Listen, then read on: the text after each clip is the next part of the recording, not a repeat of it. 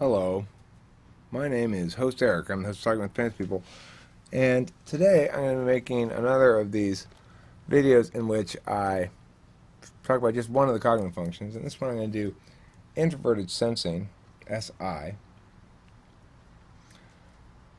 So, Introverted Sensing for me is in what MBTI would call my fourth slot.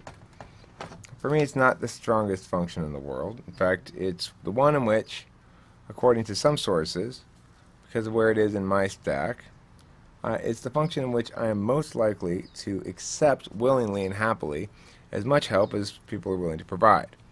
And in fact, I find that to be the case. But what is introverted sensing? What help am I receiving? How can one receive help with somebody else's cognitive functions, right? It's because of that, probably. I'm guessing. He's answering my question right now. Anyway, the point is, introverted sensing seems almost like a contradiction.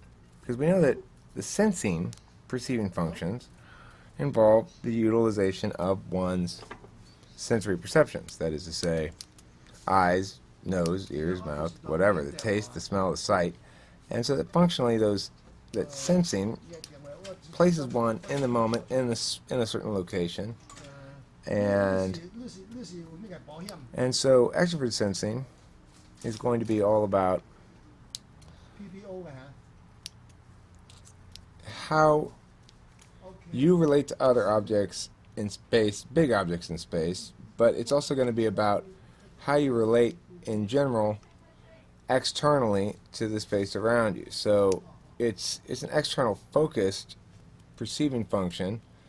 It has to do with where you make your work.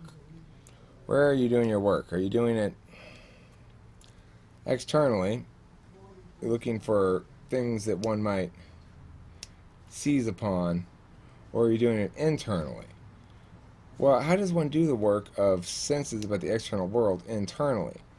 Well, it's why it's kind of a poorly named function, perhaps, introverted sensing, but I understand why it's called that. It's the flip side of the coin of extroverted sensing. And basically, it just says, whereas extroverted sensing is about the self in space, introverted sensing is about the self in time, but that manifests in very spatial ways in a lot of situations. So, one of the things that might be considered a part of the introverted sensing function is the desk space around you.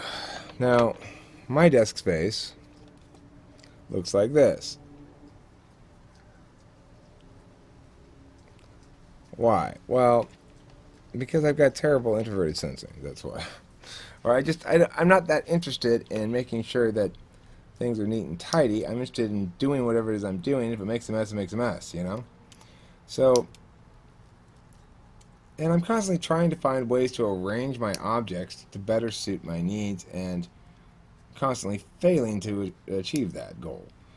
Why is that exactly? Well, it's because I'm prioritizing the other end of that axis, which is extroverted intuition, which runs afoul of introverted sensing. We can't really talk about introverted sensing without talking about extroverted intuition because they're polars of each other. I mean, polar is a bad word to use here because of the socionics link, but they are opposites of each other in the sense that they are the thing the other one relies upon to be useful. So, any extroverted intuition is a function that's going to be making a lot of mess, going to be having a lot of fun, making a lot of mess, playing around, messing with stuff. It's kind of the messing with stuff function. People call it the exploration function. I've referred to it before as the disrupt function. I think in a lot of capacities it is that. It ends up saying, well, I know that's how things are, but let's fuck with that and make it different. Introverted sensing is the opposite. It says, look, this thing we've already dealt with. Let's not mess with that. That's already put a handle on, and let's follow through with that existing stuff that we have from that.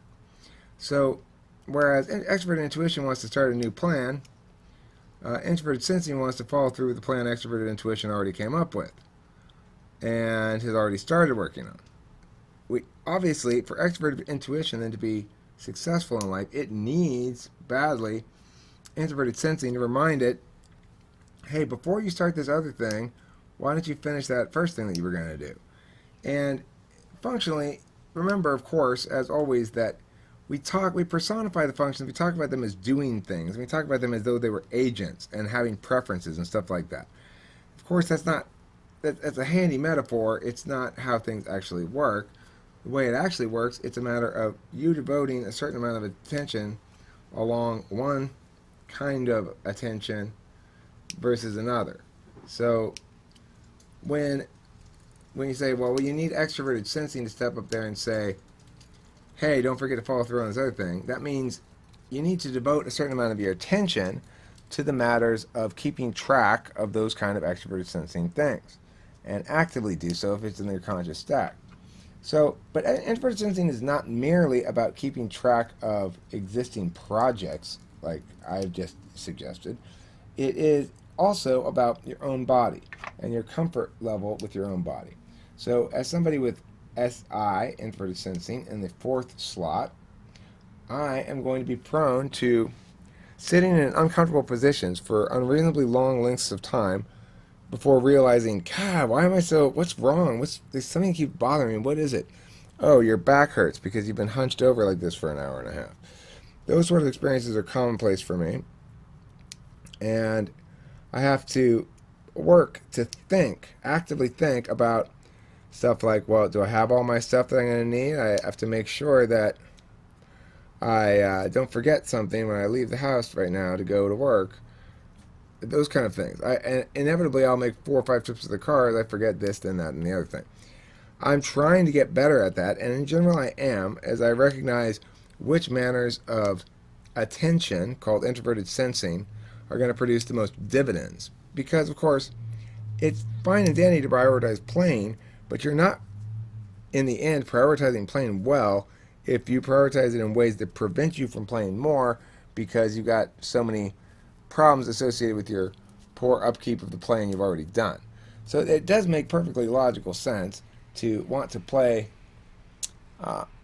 well requires one to clean up well and attend to that sort of stuff.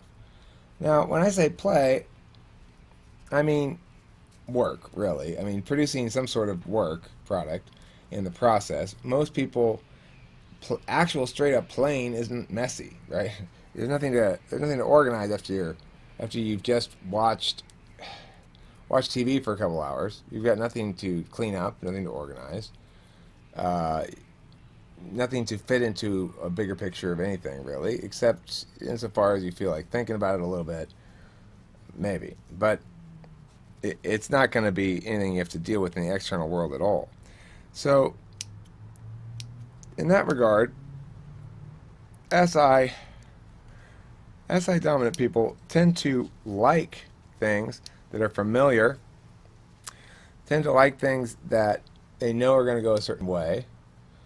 They tend to be seeking heuristics that explain things clearly they can go back to again and rely on to provide at least some part of the answer so they don't have to deal too much with coming up with a bunch of possibilities. Because for them, for somebody who's got SI in the dominant slot, the possibility generating function, extroverted intuition, will be in their fourth slot, and their relationship to possibility generating will be equivalent to my relationship to introverted sensing, namely keeping track of stuff, keeping the house clean, making sure I pay all the bills on time, all that kind of stuff. Those orderly aspects of life that are necessary in order to empower you to engage in the more disorderly, perhaps, but in more fun aspects of life. So, because I have introverted sensing in the fourth slot, as I mentioned, I'm somebody who's happy to accept nearly infinite help in this area. Oh, you want to come in and tell me what my schedule is? Fantastic. You want to call me and remind me and say, don't forget to go to class today? Fantastic. I'm not offended. I'm appreciative. Because I know that's something I don't want to think about at all if I can avoid it. I know I'm not very good at it. I have a long history of not being very good at it. It's not like I'm just making excuses for myself because, oh, now you can say you got bad introverted sensing, so now you just have excuses to not ever be good at that. I'm actively trying to get better at it. It's within my wheelhouse. Supposedly it gets stronger in my 40s, and I think it is. But I'd still rather attend to other things given the choice. It's not a preference for me. And so when I do execute introverted sensing matters, which are simple things like this. The other day I was getting ready to go to work, and I said, no, Eric, stop. You are not going to do that. What I was about to do was gather all my stuff, my laptop and everything, and my plugs, and just carry them all in my hands to the car without putting them inside the bag. I have a bag to carry everything, but I was running late, and so I was just like, well, just go. I don't want to hassle with that bag. And I said, no, Eric, stop. You're going to need to, this is going to be more efficient in the long run if you just stop and put the shit in your bag properly. It'll save you time every other aspect of the afternoon except for right this second. And in the long run, you'll save a lot more time if you deal with things intelligently than try to, juggle a bunch of shit in your hands when you're going from the car to the place and all that other. I mean, it just makes no sense. Plus, you're more likely to forget something. There's certain things you could leave in the bag that allows you to not have to worry about remembering that specific little thing. It'll be in the bag all the time.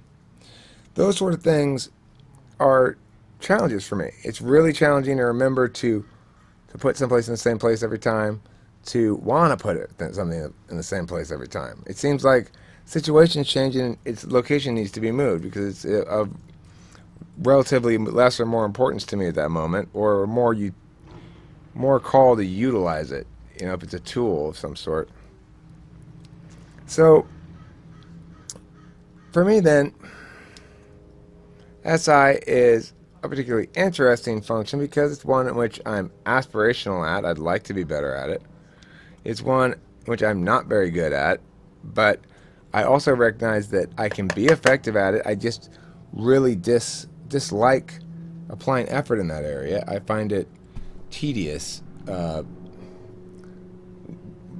Tedious beyond that which I normally wish to engage in, at least, It's sometimes it feels good to clean, and I'm happy to do that. That's SI stuff. Okay, but then the last thing I want to talk about with SI here as I think probably the last thing I want to talk about with SI is its role as a memory and future maintaining thing. So again, my position on SI is that it is the self in time. And that means a couple of things. One, it's in charge of keeping track of your record of your own life. What's your life narrative and who you are, your sense of yourself, your identity, stuff like that are being maintained by your SI. SI is the thing that keeps track of stuff that's already happened to you. So it's often thought as a memory thing. It is, in fact, yes, it does that, but what it really does is say, let me continually reposition the stuff that's already happened as new stuff happens, rather than just proceed as though that old stuff doesn't count anymore. See, in that regard, an SI DOM is the opposite of an ENTP. An ENTP is likely to go ahead and forget that the new thing he's doing is contradicting something he did yesterday. And that's self-defeating in some sense. But the SI is there to say, remember, Eric, this other thing going on over here, you got to factor that in too, or else you won't make a correct decision here. This stuff isn't happening in a vacuum.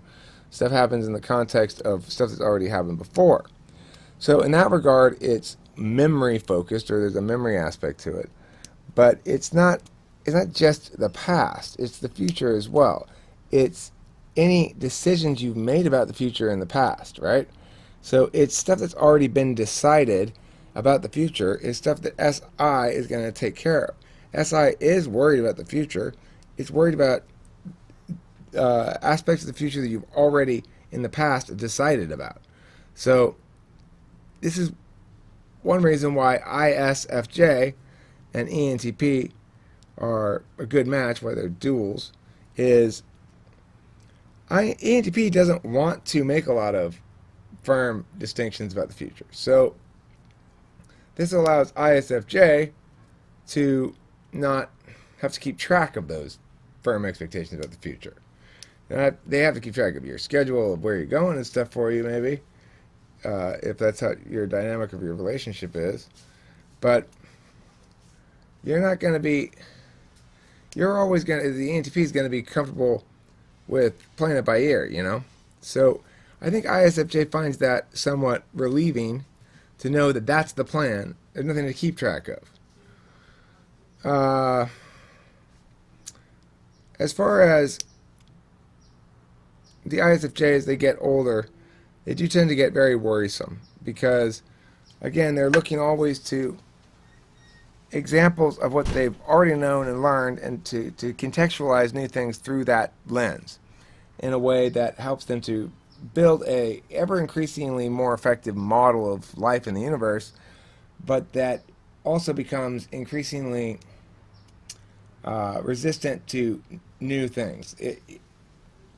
I think there's a difference here. Like an ISFJ will keep her SI dominant clean house and perfect schedule and everything, and all the I's dotted and the T's crossed well through into old age, but will get worse with the NE as they age. They're not going to become stronger with it past a certain point. Maybe up to a certain point they do, and then past a certain point they don't.